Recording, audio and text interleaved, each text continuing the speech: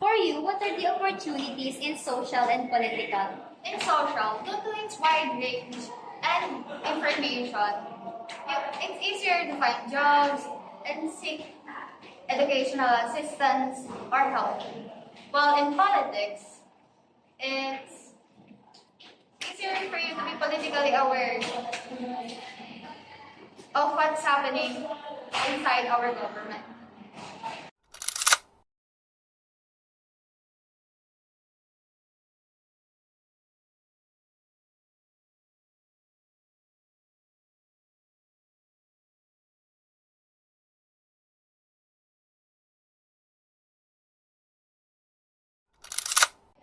What are the challenges in social and political?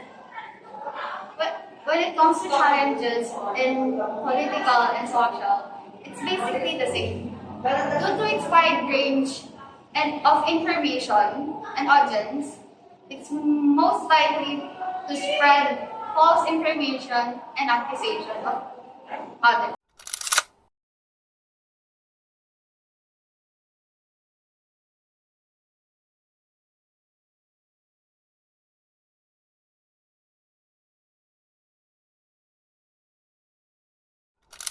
For you, define power in social and political. In power, social and political are also the same. Since you influence others' opinions and thoughts about a certain person or topic.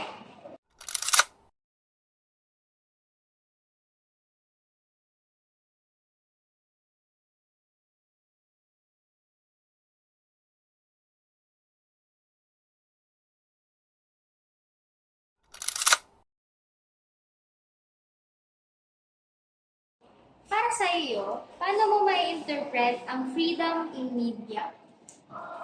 For me kasi pag sinabi mong media is yun yung mga newspapers, prints, mga social media platforms na nagsama-samang nag-produce ng data or information sa kanila. So media freedom naman, para sa akin, is yung kalayaan ng tao na mag-spread ng information tungkol sa kanila o sa ibang tao nang walang government interference. Alam niyo, yung hindi kayo, walang censorship. In a political way. Kasi ngayong era natin is democratic na kasi.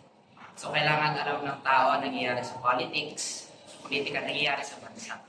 So kailangan natin ng media freedom para mapakalat sa tao yung mga kailangan nilang malaman sa politics.